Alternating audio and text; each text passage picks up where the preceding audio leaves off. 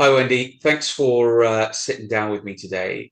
We're both members of the HMO and Council Tax group, and I am an admin of the HMO group. And I thought it'd be a good opportunity to sit down with you and ask you all the questions that I see in the group on a regular basis, and get your take on things, and just get your feedback on certain questions that have been raised over the last couple of months since we've heard the big news.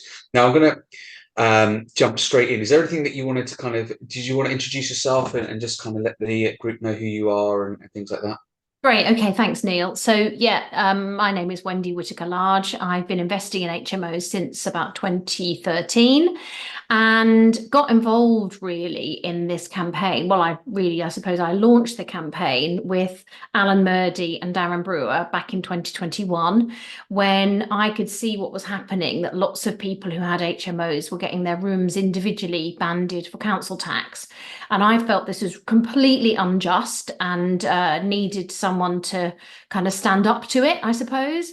And Darren was like-minded. He had been really badly affected down in Portsmouth, and Alan was his barrister. So the three of us formed the council tax, the HMO Council Tax Reform Group, and then we grew, and we've had other members added to the committee, of which, Neil, you are a member. And then, of course, we have our, I suppose you could say, our community, which is our Facebook community and other people who follow us through the website. So yeah, it's grown. And of course, well, we'll tell you the story as we go through, but we've had some success, which is great. But there's still lots of questions and there's still work to do. Our work is not yet done. Yeah, no, I completely get that. I'm going to fire some questions at you, Wendy, and they may sound very embryonic and basic, but I think it's important for everybody who may not be familiar with the topic just to have a grounding in some of the more basic questions that might have been covered earlier on, or you're used to answering. So what is council tax, and what's been happening to HMOs in respect to council tax? Why has this been such a big issue for you and Darren when you first started? Okay, so council tax is a property tax, and I think that's a very important principle that we have to get across. Council tax was brought in 1992, and it was following a Conservative government failure to implement a people tax. What they really wanted to implement was a new way, a revised system of taxation. Previous to that, we'd had local rates, and rates were in many ways very similar to council tax. Rates were based on the value of a property.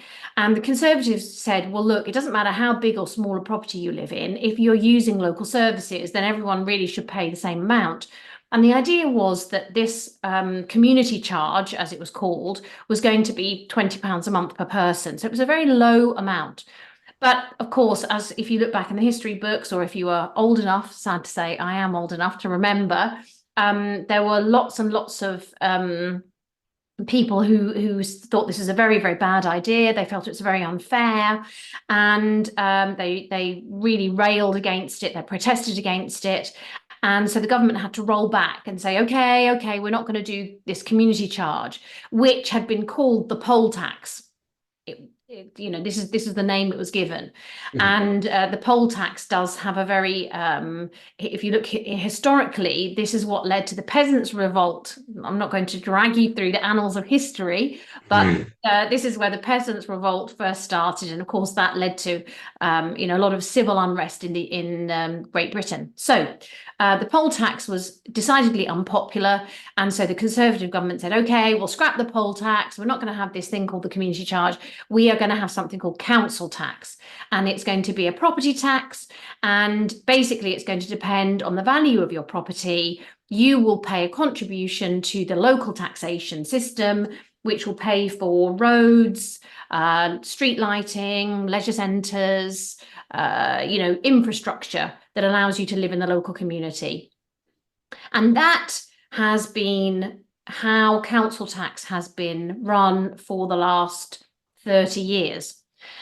It's been based on a banding So you have band A to band H, I think, and the banding is dependent on the value of the property.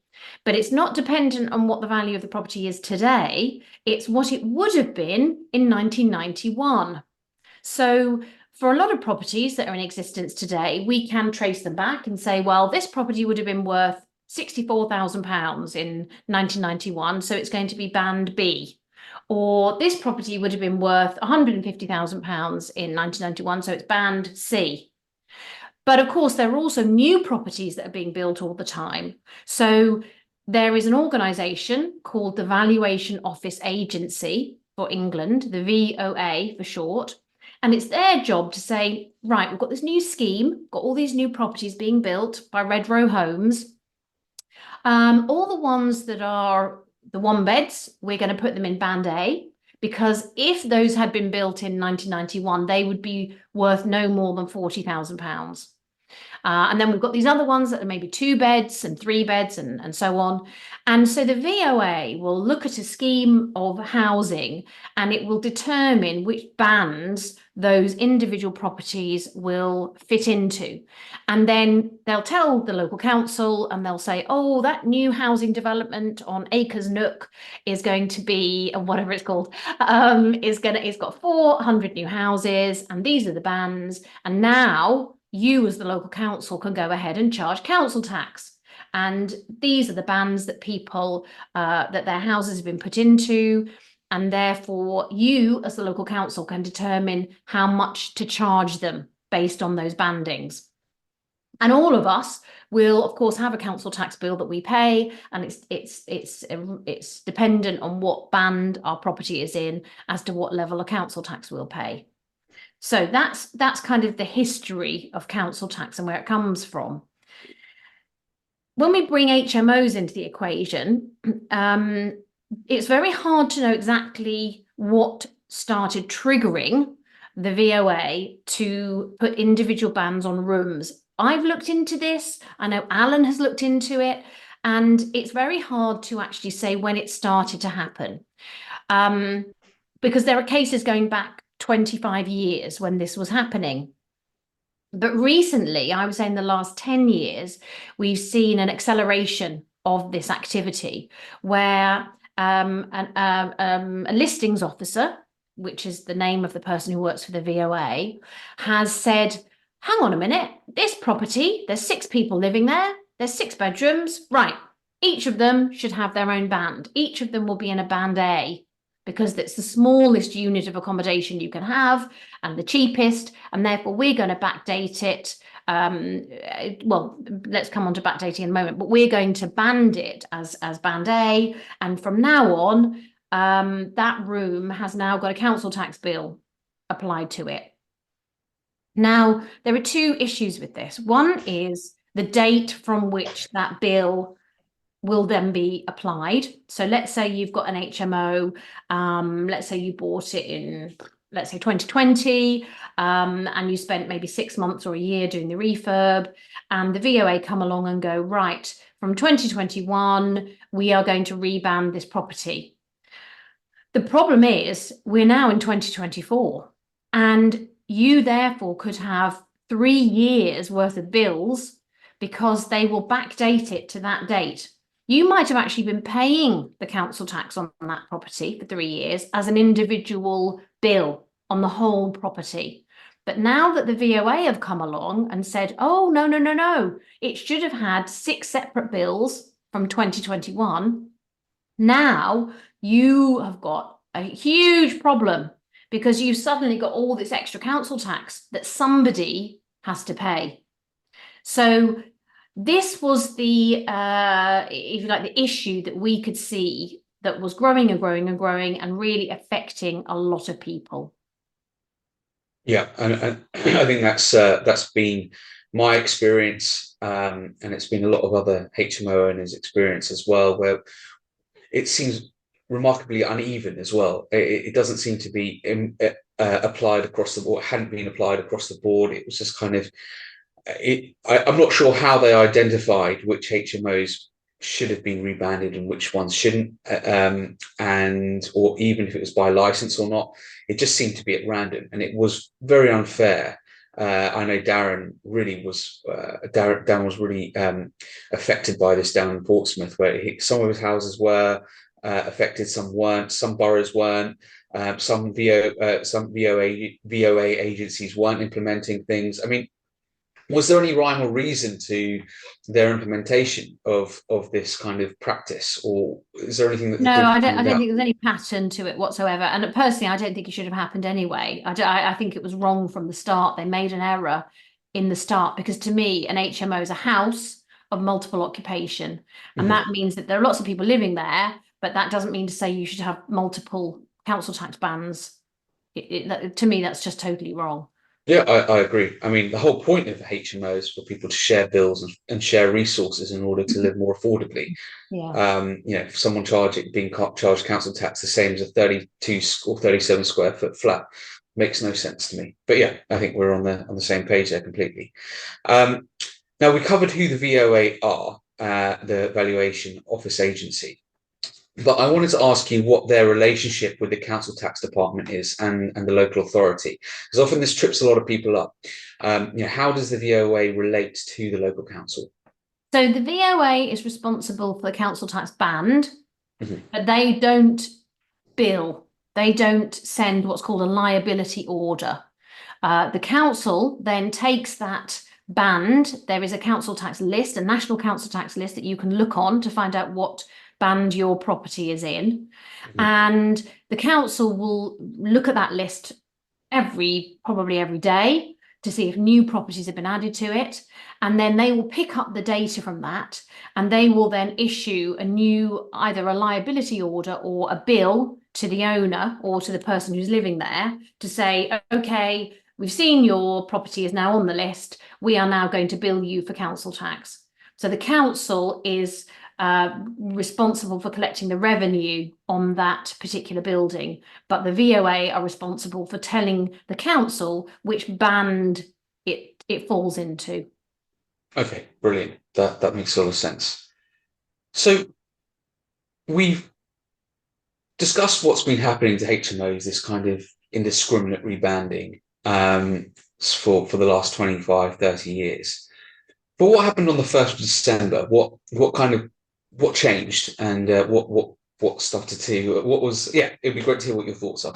Well, Neil, this was a real celebration. It was a real historical victory, because on the 1st of December, through our campaigning and through our work with MPs and ministers, the government decided to implement a brand new order, a statutory instrument, which is as good as a regular bill in Parliament, to say that any HMO, as defined by the Housing Act 2004 as an HMO, should be treated as one property for council tax purposes. So it should not be separated out. The word that we sometimes use is disaggregated.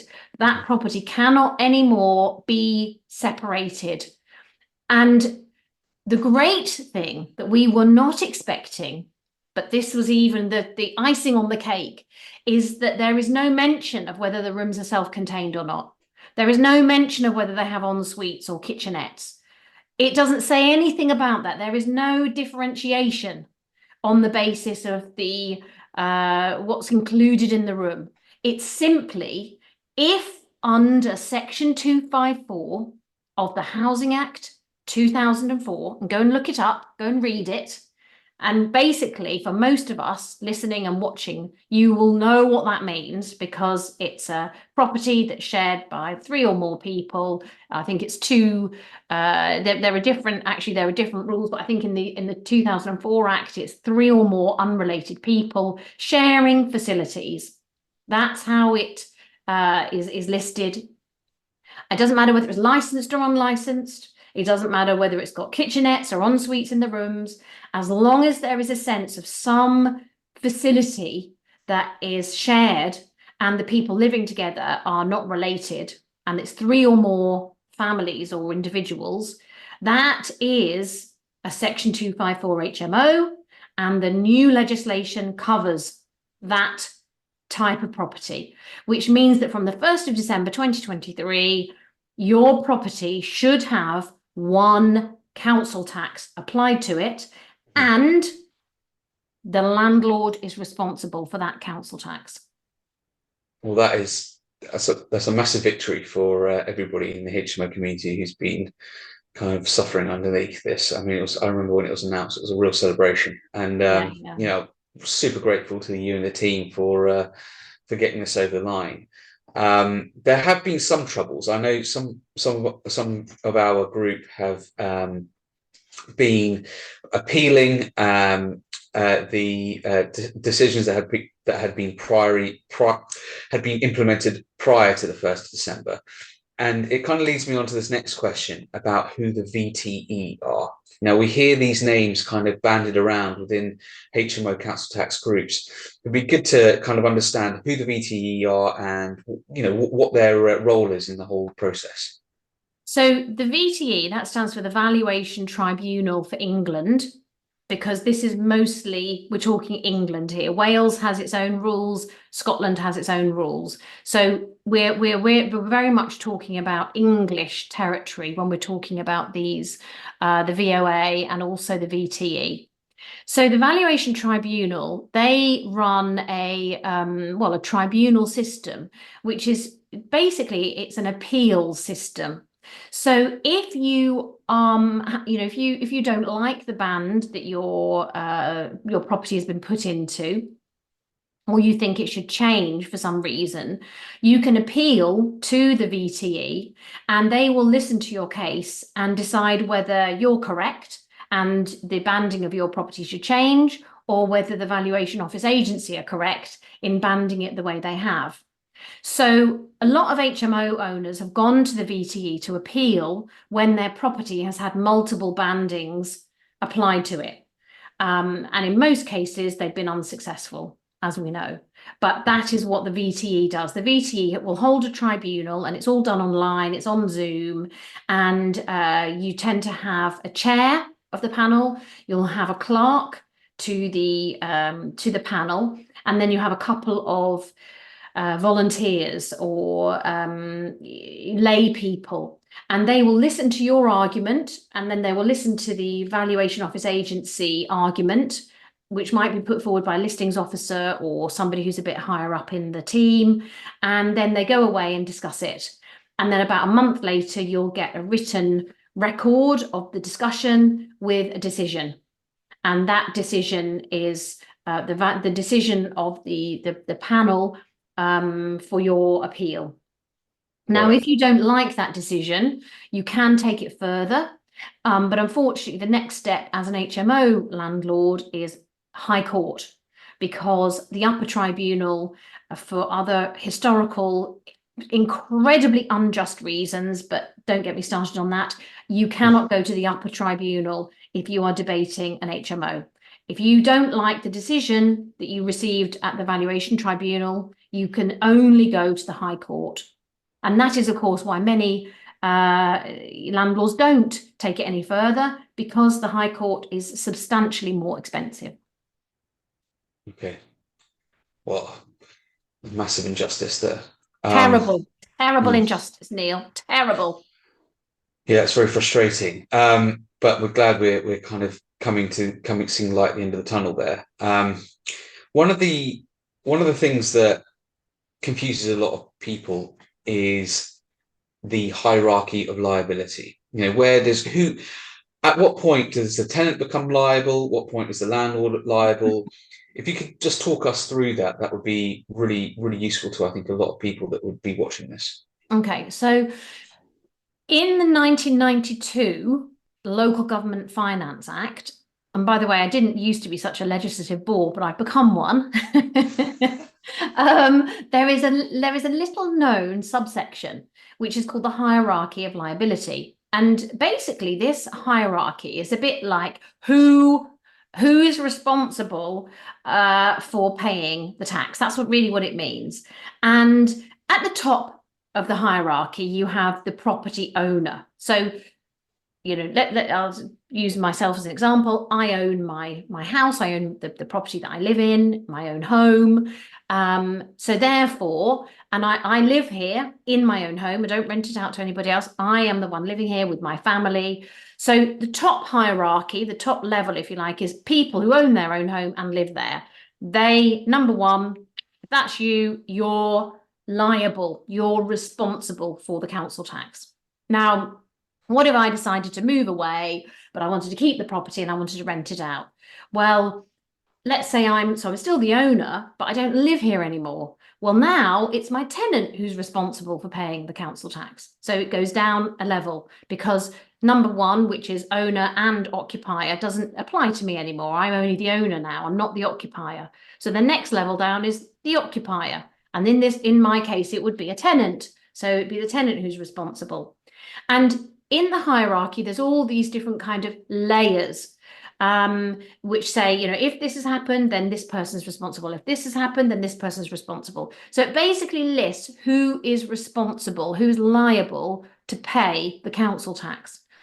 Now, in the situation of an HMO, where you've had all the rooms disaggregated, and now they all have their own council tax bill, that hierarchy changes from being the landlord's responsibility, who's probably about third down on that list, because generally they don't live there, but they're the landlord. And in the 2004 Housing Act, it states that it is the landlord's responsibility to pay the council tax. But that is when the property has one council tax applied to it, has one band applied to the whole property. Now that we have separated them out, the liability changes, and now it's the tenant's liability. So the tenants are legally liable for paying the council tax, not the landlord. And that is where a lot of challenge begins. Okay, that makes a lot of sense. And it kind of explains why if one has been rebanded, the best practice is to inform the tenant to pay the council tax directly rather than taking responsibility on behalf of them. Is that right? Well, generally, that's exactly what I would say. Why is this the case? Okay, so first of all, local councils have a duty to, if you like, hear or listen to a case of hardship. So first of all, as an individual in an HMO room, if you suddenly find yourself, you've got a council tax bill, you can claim 25% single person discount. So that's the first thing. And a landlord can't claim that on behalf of the tenant. So that's the first discount that you'll be entitled to, which is great news. Second thing is you can also appeal to the council to say, listen, I'm on a low wage, I'm on minimum wage, I don't earn a lot of money. Please, could you reduce my bill further? And if you can provide evidence of hardship or, difficulty in paying, they can reduce it. Now, they're not going to do that if you're a landlord, but they may well listen to that case if you are a tenant. So I would always say that, sad to say, it should be passed on to the tenant. You need to explain, this is not your decision, this is not your doing, this is the government, they've done this, and then give the tenant information about how they can actually appeal to the local authority, the local council, to say, either reduce my bill or I can't pay the bill and this is why. And quite often local authorities have what's called discretion to be able to wipe off council tax bills if they feel that the individual is unable to pay. Okay, that makes sort of sense. Okay, I think that covers off everything that I wanted to ask about the hierarchy of liability. I mean, the big question we've already kind of touched on, and I think you've already covered already, is what happens if a room that isn't self-contained or wasn't built to be self-contained has kitchenettes and en-suites within the room. So I have a series of rooms that might have a kitchen or a dry kitchen. They might have microwaves, they might have fridge freezers, but no actual gas connected or electric cooking facilities. And it might have an ensuite. How would the council tax or how would the VOA approach banding that, I guess, post 1st of December 2023? Well, if the room is part of an HMO where there are shared facilities, a shared kitchen or a shared bathroom, in addition to what you provide in your rooms, and I would say one of the proofs of that would be the HMO license. But of course, even in a 4-bed HMO, this could still be the case. But I think provision of an HMO license would be a clear determination that this is an HMO as defined by the 2004 Act. If that's the kind of property it is, then all of those rooms should be counted as individual bedrooms and should not have individual council tax bands applied.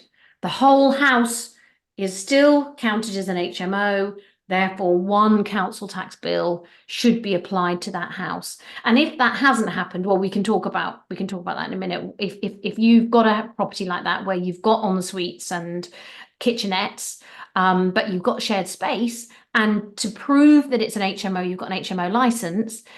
And if you haven't yet had your new bill, then we'll discuss what action you need to take now. Okay, great. We've also touched on this question already before, the difference between the different types of HMOs. Now, the HMO with the en-suites and with the small kitchenettes or dry kitchen with shared facilities, there's often these numbers associated with 254 or 257 HMOs. Could you just talk us through what the difference is between the different types of HMOs and their nomenclature from a legislative point of view? Okay, so again, we're referring to the 2004 Housing Act when we're looking at these different sections, and you can go and if you just type into Google section 254 HMO, it'll come up. It'll bring up the 2004 Housing Act, and it will list what it defines an HMO to be. So section 254 in that act basically says if you have a house that is shared with 3 or more people who are unrelated and they've got sharing some facilities, this is an HMO. And the majority of HMOs affected by council tax are those type of HMOs. A section 257 HMO is an older style property that's been divided up, often into flats, actually. There is very little communal provision, maybe a staircase or a hallway, but not generally a kitchen or a bathroom. So this is really where they're really self-contained and there is no communal space. And the other point is these properties were in existence before the 1992 building regulations came in.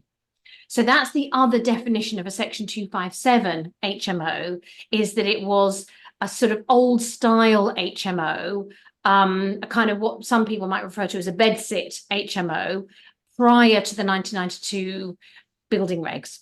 That's what a section 257 HMO would be. They are not covered by the new law. So if those properties have got individual council tax bands applied, you won't get that change. Those are old style properties where there isn't any communal facility, and they will stay as they are. Yeah, that makes a lot of sense. So these are buildings that were a townhouse that have been subdivided without any building regs or prior to building regs going in. Yeah. And then there are for a 257 HMO. So the majority of our audience, they will probably be owners of 254 HMOs with shared facilities and people living in single rooms. Yeah.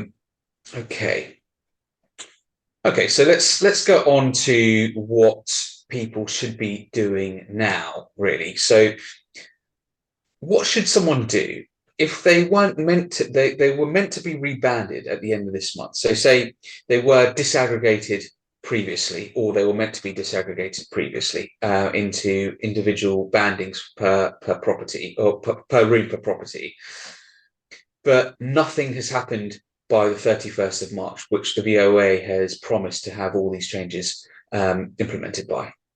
Well, the government has promised it, but I would say that the VOA are a subsection of the government, because who else pays their salary? But anyway, that's another. That's another thing. Okay, so yeah, most councils are now starting to send out their bills for 2024, 2025 for council tax. So you may have had bills for your property, or your tenants may have received bills, of course, for the property for the upcoming year. And if those bills don't show that your property has been rebanded collectively as one property, you may start to get very worried about that. So I think there's a couple of things you can do. First of all, I would be contacting the local council to say, excuse me, you might have missed the news, but I just want to tell you there's a new law that came in from the 1st of December, and this is a Section 254 HMO, and therefore I should not be paying individual council tax, or my tenants should not be paying individual council tax on this property. And here is a copy of the order, as we call it, the legislative order, so you can read it for yourself. The second thing is, I would probably not pay, and this is me, so everybody has to take their own position on this one, but I wouldn't be paying the council tax until they've sorted this out, because if necessary, you do want to go to some kind of, excuse me, magistrate's court, which is, by the way, again, it's a kangaroo court, and it's all done online, so there's nothing formal about it at all. But what you want to do is have your argument recorded, and the best way to have it recorded is in that kind of an environment where you can actually tell the magistrate, who is, by the way, a fake magistrate, what's been happening. It's absolutely true. It's just somebody from the local council. But people might take a different position on that. I'm definitely a warrior, and I would fight all the way, but not everybody has that tendency, and I don't blame you, because it can get you into hot water at times, but it can also get you into being a winning position as well at times. And then the third thing you need to do, so the first one is objecting with your local authority and educating them. The second one is potentially fighting it and going to a tribunal by not paying your council tax. And the third thing is to putting in a proposal. So you can, on the VOA website, you can put in a proposal to change the council tax banding on your property. And if yours has not been automatically changed, which, by the way, it should have been, but if it hasn't, because I know there are many that haven't been, go to the VOA website or type into the VOA website proposal form and fill out that proposal form, and then send it into the VOA and explain that you have a Section 254 HMO and you should have this from the 1st of December 2023. There should be one band applied, and you are applying to have that officially changed in the council tax list. Okay, that, I think that's really clear as to what the next steps should be. You mentioned something called the legislative order there, and I kind of wanted to dive into that a little bit more as to what is that, and how was it relevant? Okay, so in Parliament, there are many ways in which the government changes legislation. And legislation is like the highest form of legal structure that we use in the UK. Now, legislation can be changed in many, many different ways. Another way in which the law comes into being is sometimes through when a court hears a case and what's called a precedent is set. So, for example, there might be some times when the government has passed a law about property, but it's not until it's actually heard in a court of law, when judges are debating this particular piece of legislation, that, if you like, the nuances are brought out, and then another agreement is made that this is how it should be applied. So as well as the House of Commons and the House of Lords, which kind of decide and agree legislation, and that's if you like the primary place that it is debated and scrutinized. The secondary place in which it happens is in the justice system, where laws are debated and if you like tussled with every day. Now, another way in which, or I should say one way in which MPs make the law, is they can have members' bills that can go forward. And if they're a minister, they can sign something called a statutory instrument. And the statutory instrument is effectively a piece of paper that says, as of today, everybody with an N in their name needs to wear a blue hat. And that they sign it off, and then that becomes the law. So you and I, Neil, today we should be wearing blue hats because of that statutory instrument. Now, because it's usually a very small change in the law, or it's relatively, I wouldn't say it's insignificant, but it maybe has a fairly small application. Statutory instruments do not have to go through the same scrutinizing, debating passage that most law has to go through. So let's say if we think about the Renters Reform Bill, I mean, that's a massive piece of legislation with about 100 subsections in it. So that has to go through the House of Commons to be debated, then it goes to the House of Lords, then it comes back to the Commons, and it might go back to the Lords again, and then it comes back to the Commons until the writers of that law, the sort of scribes in the House of Commons and the MPs are happy with it, and then it passes into legislation. With what we did was a very sort of subtle but important change, which was to define how an HMO should be treated for council tax purposes. That is it's only really one sentence. And so thank goodness for Lee Rowley, who is a housing minister, and he was the one who signed it. So when you look at the legislative order, which we can upload to the group, it simply says, and there's lots of sort of preamble, you know, in reference to the 1992 Local Government Finance Act, and reference to this, and reference to that, blah, blah, blah, blah, lots of guff. And then there's one line that says, an HMO should be treated as one dwelling for the purposes of council tax. And then I think there's brackets, section 254 HMO as defined in the 2004 Housing Act. And that's it. Yeah.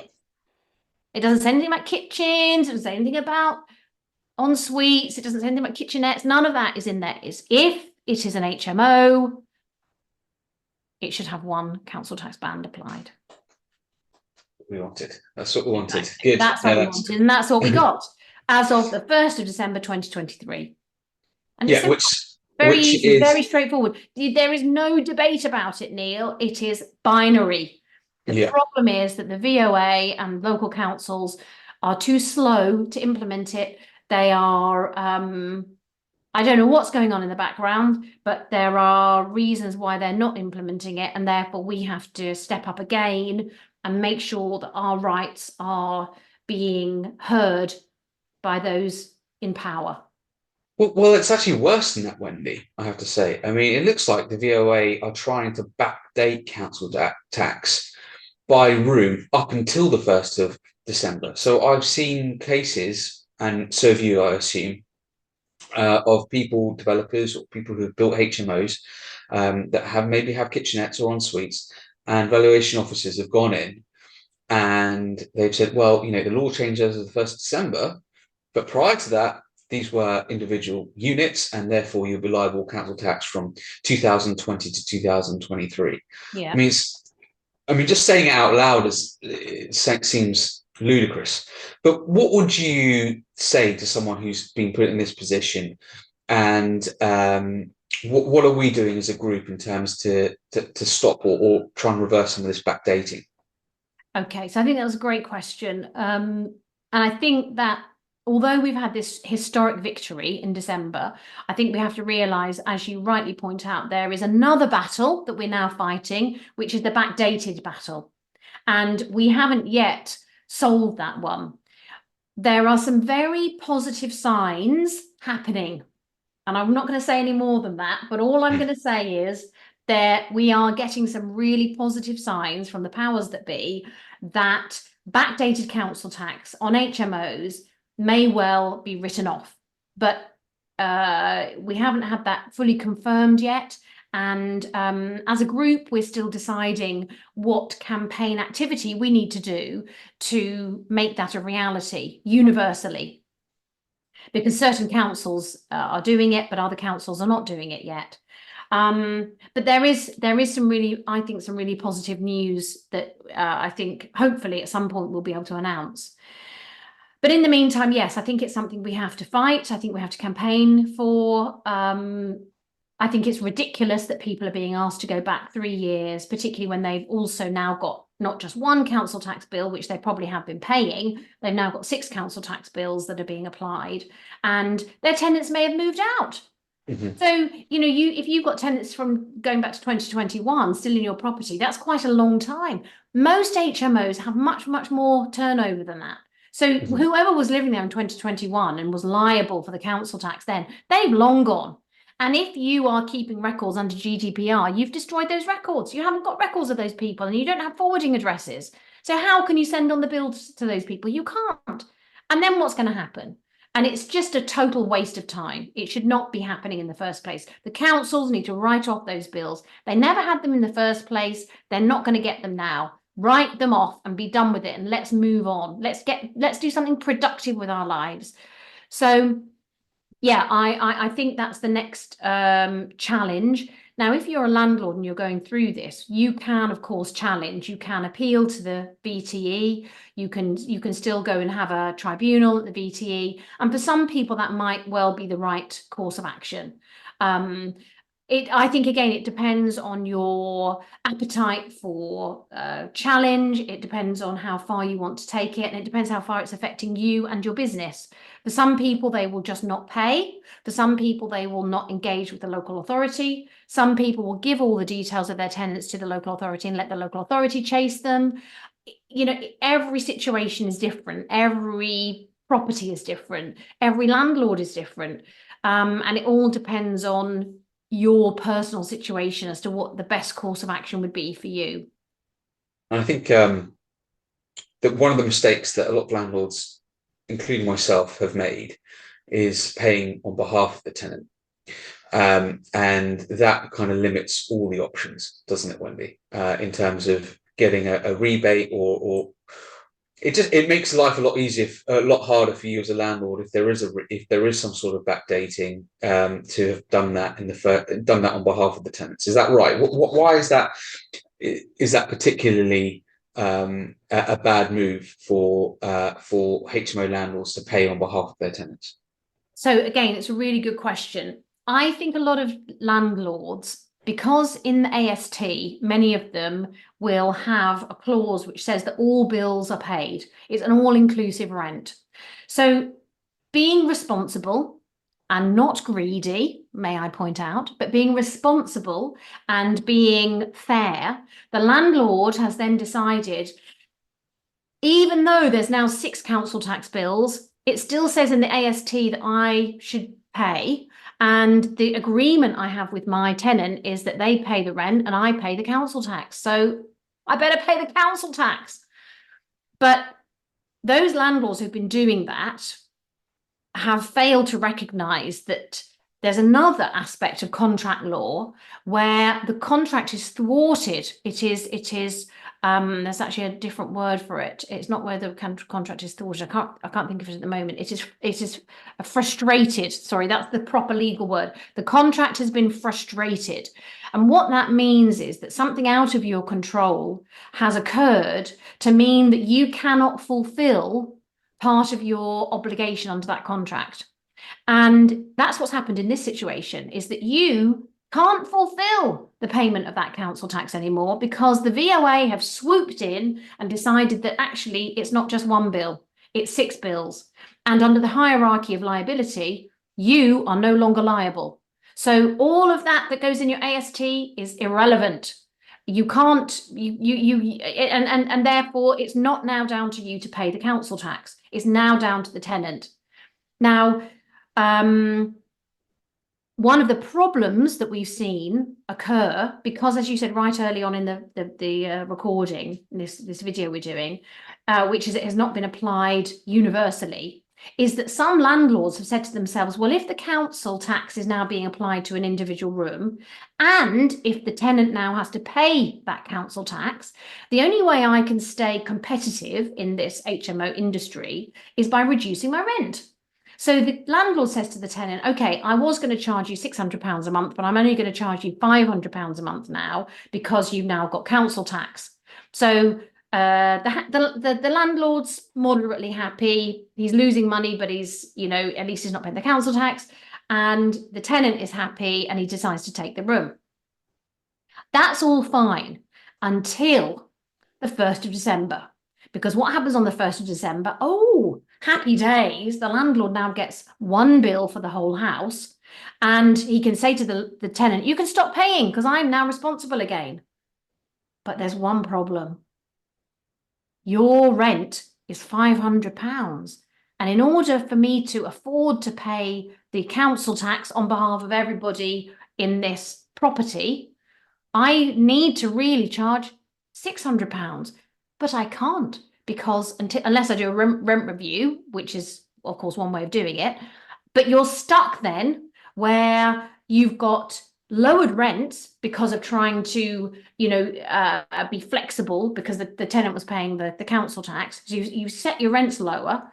Now the council tax is being paid by you as well. So you've got more outgoings and the tenant isn't responsible for the council tax. So it's very, very messy and it's very administratively heavy and time consuming. So the reason why, going back to your question, why shouldn't the landlord take on board that responsibility? I think because if there's ever a question about payment or non-payment or refunds or writing off backdated council tax, you want to be in a position where you're very clear that your business is still operating and making a profit. And a sudden imposition of new bills, new, costs could potentially put you out of business. And your job as an HMO landlord, yes, is to provide good quality accommodation, but actually your real job is to be a great business owner. Because if you are not a good business owner, if you don't have a business, you do not have an HMO. And if you don't have an HMO, you can't offer accommodation to people. So all those great, ethical and moral and sort of, reasons why people do HMOs, and they go into it with, really good sense of purpose and, feeling that they're going to make a difference to their neck of the woods and they're going to make a difference to the world. All that is great, but it isn't great if your business fails. If your business fails, boom, you've got no property, you've got no HMOs, you're not doing good to anybody. So you have to look on this as a business. And if you aren't making profits and it's not worth you doing it, you're not going to do it, are you? You have to make money. It is your moral obligation as a business owner to make money. That's why we do it. That's why we're in it. It's not about being greedy. It's about being sustainable.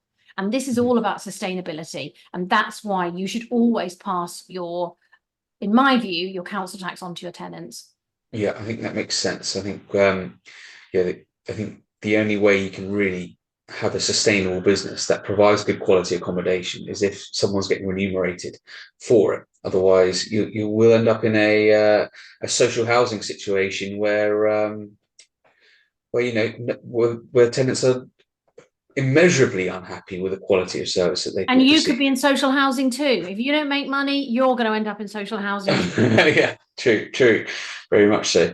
No, I think that makes a lot of sense. I think that's covered everything that I wanted to discuss with you. Was there anything that you think that that we hadn't touched on today that you want to talk about? Well, I think first of all, it's great to be able to come on the group and do this video. Neil, I hope people find it helpful and useful, and do feel free to jump onto our website if you need more advice or if you want to be connected to the group. We can, if you come onto the website and just fill out the form, the contact us form, you'll get a reply and you'll be added to our email list, and then we can update you when things are changing or when we have new news. We send out, news broadcasts and newsletters and things to people, so we can let you know what's happening there. If it has affected you, just feel free to get in touch with me. Very happy to give some advice. I do 30-minute calls to people who just need a bit of advice and a bit of hand-holding. Whether you're a tenant or a landlord, very, very happy to help people as well. And yeah, I would say it is a complex area of law, and it is not easy to navigate through. And it also can be quite depressing because, you know, you with the best will in the world set up a lovely property for people to live in, and all that's happened is that you have been unfairly treated by the government. And you know, I feel very heavy-hearted about it, actually. I feel very sorry for people who this has happened to, and I know how much it has affected people emotionally, and how distraught they've become, which is, you know, terrible, terrible, terrible, terrible. So I think as much as the practical help and support we can be, we can also be, you know, an emotional support to people, to recognise that they're not alone. Similar to the post office scandal, when I watched that drama over Christmas, it made me realise that you might think that this is a much smaller scale scandal, but to me it's of equal importance and impact, because we know that there are about 500,000 HMOs in the UK, and so it, you know, this could be affecting, if let's say you've got 5 people living in an average of each of those HMOs, you're talking about 2.5 million people who are affected by this potentially. So it does have a big impact. And in the post office scandal, the thing that people were told time and time again is, oh, it's only happening to you, or you're the only one. So you feel very, very alone. And I would say to people, if you're feeling like that, you're not alone. We are here to help and support you, and to guide you, and to give you the strength and the kind of, yeah, that warrior spirit to get through this and to win. Yep. So I think we'll post the link to the HMO and Council Tax reform website in this post as well, so people can know where to go and get resources. Hopefully, we'll be doing a few events this year, just to get people together and celebrate the victory that happened on the 1st of December. There's still quite a big fight to go in terms of backdating and getting and making sure the people that are suffering there are not suffering alone. But yeah, the fight goes on, and I'm really, really grateful that you spent taking the time today to kind of sit with me and just discuss some of the questions that I've had for a long time. And I'm, you know, well connected with what's going on, so it must be very difficult for people who haven't invested as much time as me and you into knowing the details of this. But yeah, very, very grateful, and I hope people derive some value about what we've discussed here today. Yeah, lovely. That I would say the same, Neil. Thank you very much for having me on, and you know, having this conversation. I think it's been very, hopefully, very useful for people. And yeah, just to encourage them to don't give up, keep going, and together we will win. Brilliant. Well, thanks for joining me, Wendy. I appreciate it. You're very welcome. Cheers. See you. Bye-bye. Bye now.